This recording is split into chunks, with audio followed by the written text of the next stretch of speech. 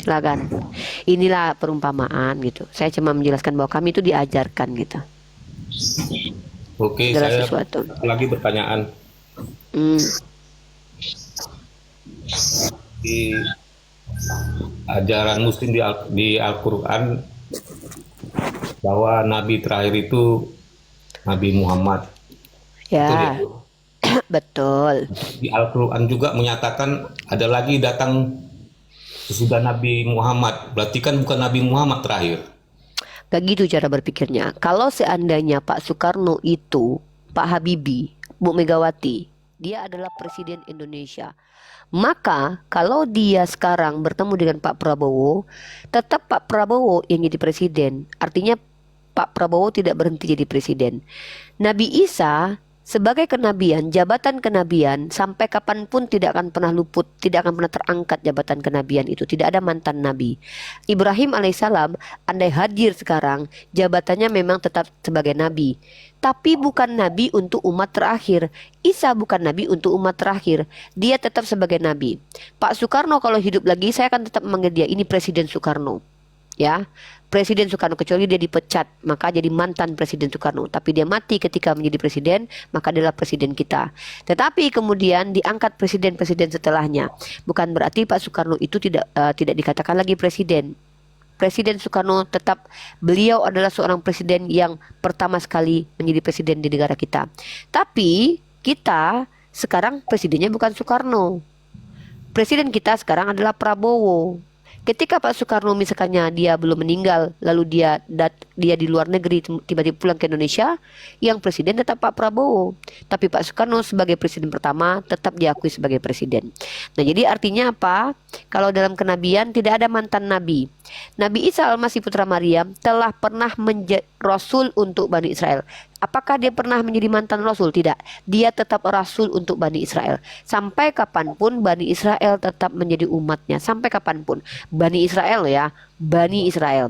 Tapi ketika dia sudah ditolak, dia diselamatkan oleh Allah, maka dia diselamatkan oleh Allah.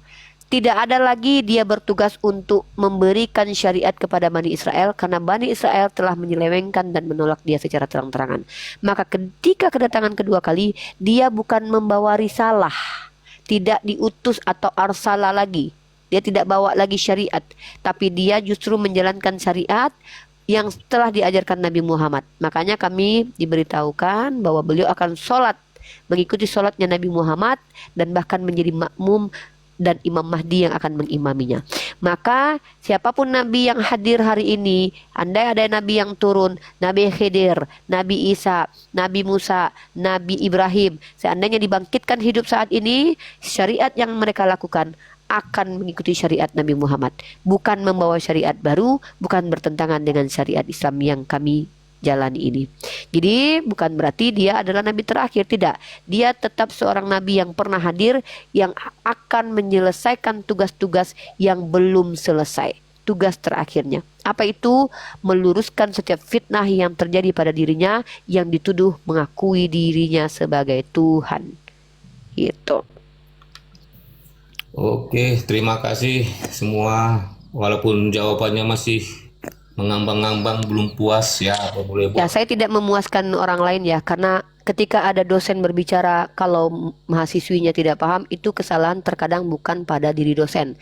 Kalau kognitif seseorang tidak mampu menangkap, itu tidak ada tanggung jawab kami. Di sini kami tidak digaji untuk membuat orang lain paham, karena kepahaman kami. Di sini kami tidak digaji untuk membuat orang lain paham, karena kepahaman datang dari Tuhan. Ya, tugas kami hanya menyampaikan. Terlepas orang mengerti atau tidak, orang sengaja mengerti atau sengaja tidak mengerti, tidak ada urusan dengan kami. Karena yang namanya kognitif itu memang ada IQ dan tingkat yang harus dilalui. Ada orang yang IQ-nya pintar, sekitar 125. Ada IQ-nya yang cuma 25. Semisal dengan kera misalnya. Ada. Jadi tidak masalah, ya. Jadi orang lemot pun itu bukan kesalahan orang yang mengajar. Jadi kami Oke, tidak bertanggung jawab dengan kecerdasan dan intelektualitas seseorang. Ya, terima kalau kasih, bagi terima Anda kasih. mengambang-ambang ya tidak masalah. Karena Terima apa? kasih. Kita tidak pernah tahu. Jangan-jangan Anda dari tadi memang tidak mengerti apa yang saya sampaikan dari awal karena tidak mengerti bahasa Indonesia. Jawabannya nggak Jadi, tepat. untuk menguji bahwa Anda ini cerdas atau tidak, marilah kita buktikan dulu dengan bertanya dulu sedikit, konfirmasi dulu. Coba bedakan antara Tuhan dan manusia, bedanya apa, Pak? Saya ingin Ya, tahu nih. saya tanya A, dijawab C. Yang dijawab C, dijawab Ya yang silakan lain. turun. Gini loh Pak, ini tempat bertanya bukan tempat curhat. Kalau punya masalah hidup, turun ke bawah. Kalau punya utang pinjol, bayarkan. Kalau lagi diceraikan istri, cari bini baru Pak. Nggak usah ribet-ribet hidup ini Pak. Hidup ini pilihan. Pengen cerdas, bertanya di Komal Islam. Kalau pengen terus botol, masuk gereja Pak. Biar disampaikan bahwa pada mulanya firman-firman adalah Allah, ternyata firman adalah Allah. Silakan.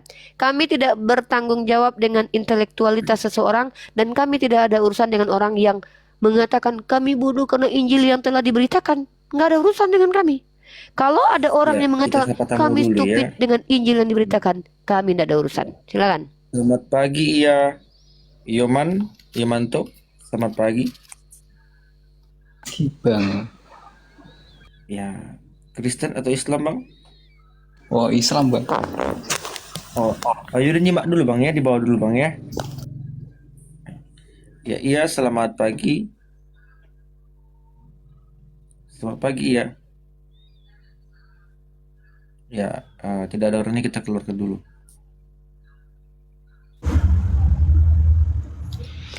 Du du du du du du du du du du. Ya, selamat pagi Virgi.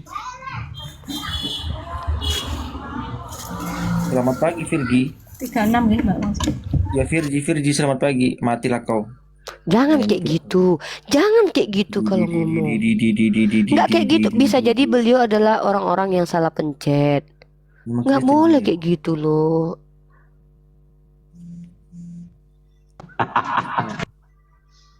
Nanti nggak terima Kawan-kawan. dinasehati. Kawan-kawan Coten silahkan naik kalau mau berdiskusi dengan santun. Nggak boleh, bisa jadi itu ibu-ibu yang mengidolakanmu. Kok bilang pula matilah. Bukan, Pusing. emang ini itu udah aku buka fotonya kok. Santuy lah. Selamat Santuy. pagi, udah diam kau. Selamat pagi, kan dari bisa aku ngomong jadinya kau Ih, buat lu. melawan aja kok sama aku lo. Nggak boleh melawan sama kakakmu lo. Kakakku, oh yaudah kau jadi kakakku. Langsung dia. Yaudahlah kok. Bukannya aku jadi mamamu katanya. Katanya aku Ya, selamat pagi Pak Kusman. ngegas aja kau.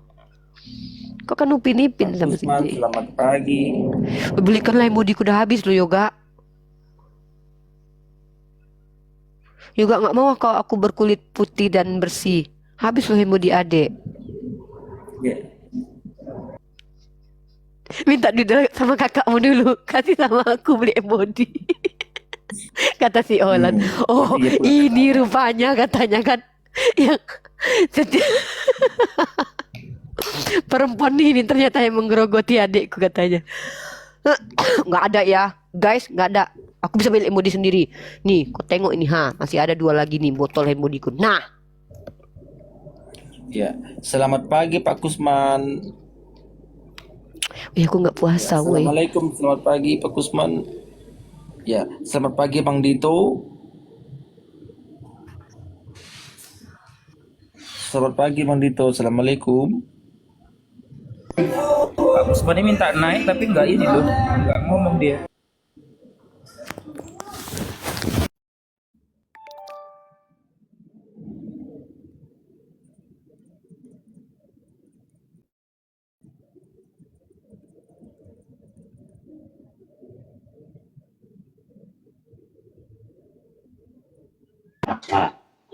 Pada kemana nih?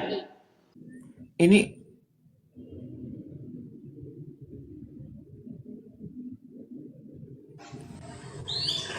Pagi Pak, ya, selamat pagi Pak Kusman. pagi Ya, Islam Kristen Pak. Kristen. Oh iya udah Pak. Kristen bertanya di sini Pak. Ya, ada yang ditanyakan Pak? Iya Pak, saya mau bertanya tentang Islam. Oh iya, ada sini. Ya selagi kita masih bisa jawab kita jawab. Kalau saya nggak bisa jawab saya nggak mau jawab ya Pak. Oh iya Mbak. Silakan bertanya kepada Ratu Kabadin kita ya Pak ya. Iya Pak. Maaf Mbak, saya mau tanya. Boleh? Ya silakan. Insya Allah. Iya. Insya Allah saya coba jawab. Iya. Bukti Islam, kalau yang apa? Bukti Tuhan dalam Islam itu apa ya? Bukti Kalau Tuhan. di Kristen kan dia benar-benar ada gitu. Bukti di Islam, Tuhan itu Oke. ada nggak? Gitu? Keberadaan. Tuhan dalam Islam itu Tuhan mengikuti Tuhannya agama samawi, yaitu Tuhan transenden. Ada dari kata wujud, wujud bahasa Arab itu ada, itu artinya ada, bukan terlihat. Karena segala sesuatu yang ada tidak semua terindra. Contoh, dalam ranah saintifik dulu, gak usah jauh-jauh. Tidak ada satupun manusia yang betul-betul pernah melihat galaksi. Tidak ada satupun manusia yang betul-betul melihat proton dan neutron, melainkan hanya gambaran visual yang dibuat menggunakan persamaan-persamaan yang dirumuskan oleh Einstein. Itu dulu yang dipahami loh ya. Kita jangankan masuk ke ranah metafisik dulu nih. Masalah saintifik saja sampai detik ini tidak ada satupun orang yang pernah melihat Planck dan satu lagi tuh namanya tuh energi atau daya.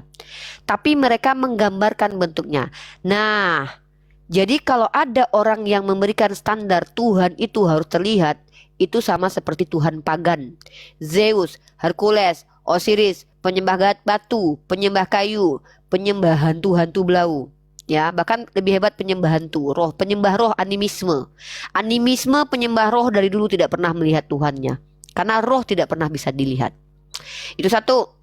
Dalam Islam bagaimana membuktikan bahwa Allah adalah Tuhan? Dengan menguji kitab sucinya. Apakah ini kabar yang benar? Dengan menguji yang menyampaikan informasi tersebut, apakah orang yang benar atau pendusta? Maka penegasan berkali-kali dikatakan Nabi Muhammad tidak pernah berdusta.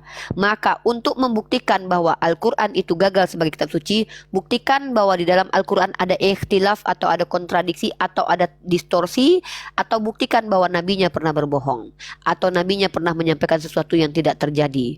Nah, kalau ada orang yang memberi parameter bahwa Tuhan harus terlihat, saya tidak tahu nih siapa dari agama samawi dari kalangan Bani Israel pernah mengatakan Tuhan terlihat. Karena dalam kitab Keluaran pasal 33 dikatakan bahwa tidak ada yang dapat melihat Tuhan bisa hidup.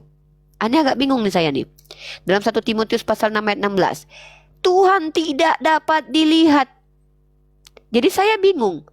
Kalian memberi parameter bahwa Tuhan harus terlihat, itu yang ngajarin siapa? Penyembah pagan? Astagfirullah.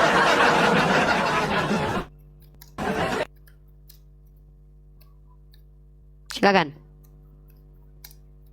Iya Bu, kalau di saya kan firman-nya turun gitu, menjadi manusia. Sedangkan Coba. firman itu ya Allah gitu. Allah Siapa sendiri. yang mengajarkan bahwa Tuhan itu akan menjadi manusia? Coba. Yohanes. Oke, kita bahas.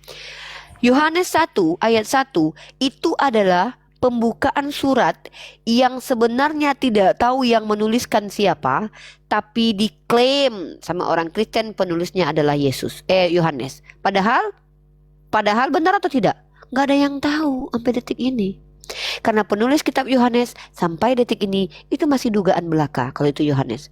Tidak ada bukti ilmiah, bukti otentik, riwayat berkesinambungan yang menjelaskan bahwa penulis kitab Yohanes adalah Yohanes. Maka kalian selama ini mengatakan bahwa Allah itu adalah firman yang menjelma, itu karena surat sepenggal surat Yohanes. Ribuan tahun sebelum ditemukan surat Yohanes. Buka dalam kitab Keluaran pasal 33 nomor 20. Namun dia berkata, ini perkataan Tuhan.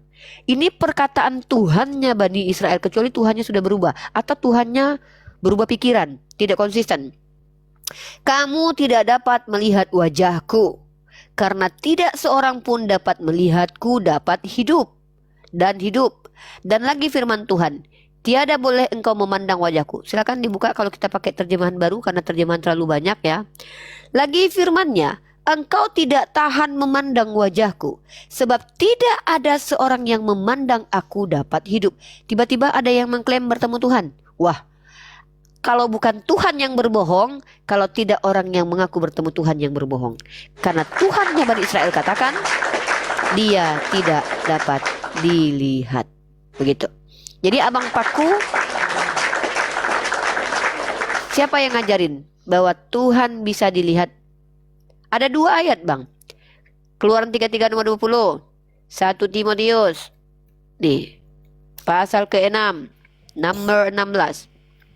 Maaf ya, saya lagi nggak ngajarin Anda Bible. Saya lagi hanya ingin mengutipkan ini untuk Anda baca. Takutnya Anda belum pernah baca ayat ini. Mana tahu setelah Anda baca ini Anda sadar pendeta tidak ngajarin ini mungkin. Dalam 1 Timotius pasal 6 nomor 16. Dialah satu-satunya. Saya tegaskan ya. Dialah satu-satunya. Saya nggak tahu nih arti satu-satunya bagi kalian apa. Yang tidak takluk kepada maut. Wah, Yesus mati. Berarti bukan Yesus nih. Bersemayam dalam terang. Tidak, Yesus tinggal di Golgota. Yang tak terhampiri, Yesus bisa dihampiri. Seorang pun tak pernah melihat dia, Yesus pernah dilihat. Dan memang manusia tidak dapat melihat dia, Yesus jangankan dilihat, ditombak aja pernah. Seorang pun tak pernah melihat dia, dan memang tidak ada manusia yang melihat dia. Baginya lah hormat dan kuasa yang kekal. Yesus tidak kekal memiliki kuasa. Waktu dia ketiduran waktu dia mati 3 hari. Maka dalam 1 Timotius pasal ke-6 nomor 16 ini tidak merujuk kepada Yesus. Pertanyaannya, siapakah tokoh ini dalam 1 Timotius pasal ke-6 nomor 16 menurut Anda? Silakan dijawab. Dan inilah yang kami imani sebagai Tuhan yang transenden. Apa arti transenden? Beyond logic, di luar jangkauan indrawi pemikiran manusia. Begitu. Silakan.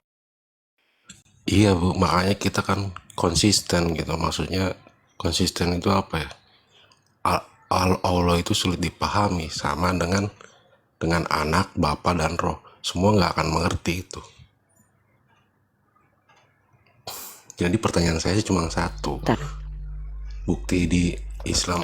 Nggak, Anda ngomong apa barusan? Saya barusan ditelepon sama paket. Anda ngomong apa barusan itu? Coba omongan barusan itu diulangi sebentar. Ya maksudnya gimana ya Bu? Kalau di Kristen konsisten, emang Allah itu sulit dipahami. Konsisten itu artinya apa? Saya mau tanya nih. Konsisten itu artinya apa? Setahu saya konsisten itu ketika saya bicara, saya katakan bahwa saya, misalnya saya katakan bahwa saya mengasihi yoga misalnya. Tapi ternyata besok saya membicarakan dia ke orang lain, artinya saya berdusta itu. Oke. Atau saya katakan, saya sebenarnya adalah seorang wanita. Besok saya berpenampilan seperti pria. Artinya saya menipu. Ketika dikatakan Tuhan Anda tidak bisa dilihat, lalu ternyata bisa dilihat, itu tidak konsisten namanya, Bang. Coba belajar dulu KBBI, buka arti konsisten. Saya masuk, saya ambil paket dulu ya. Saya mau ngambil paket dulu. Ntar. Lalu Anda jelaskan apa arti konsisten nanti. Masa Tuhan yang tadinya roh kemudian jadi manusia dikatakan konsisten? Jangan gitulah, jangan mengkhianati bahasa-bahasa ilmiah lah. Saya suka bahasa Indonesia. Yoga, Bang Dalbo masuk sebentar, Bang Dalbo. Bang Dalbo, monitor. Asdos Bang Dalbo di sini asisten dosen. Bang Dalbo. Oke, Bu, maaf. Kalau di Islam Masuk dulu Bang Dalbo tentang konsistensi Tuhan, Bang Dalbo. Silakan guru pembimbing ya, Asdos. Saya mau ngambil paket dulu. ya udah, saya udahan ya Bu. Saya juga udahan.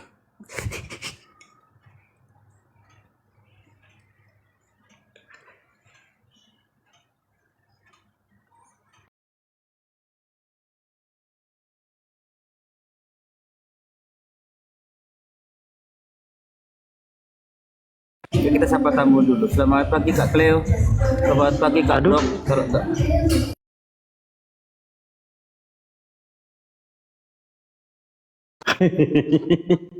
Baru saya pasang handset ini. Ya lanjut.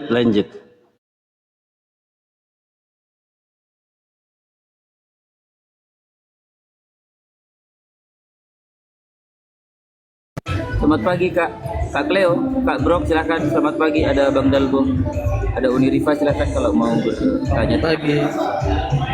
Kristen ya Kak? Saya Kristen. Silakan ada yang mau ditanyakan sama Bang Dalbo ya. Bro, iya, silakan Juga, bertanya bang. juga aku agak bising di luar, aku antar pakai juga. Oke, siap siap ya. Tapi aku mantau. Oke oke. Ya, ada yang ditanyakan bang?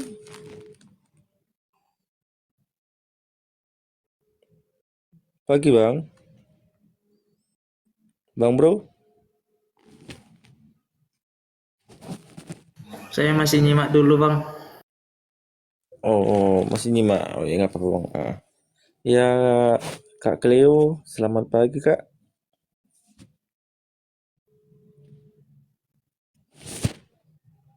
Ya, selamat pagi Kak.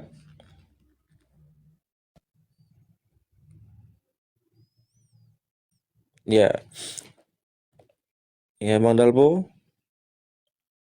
Bang Dalbo. Ya, ya, ya. Ya monitor bang. Buka diskusi dulu bang. Siap. Nah, Hotelnya mana ya? ini ada. Ini Kak Bro.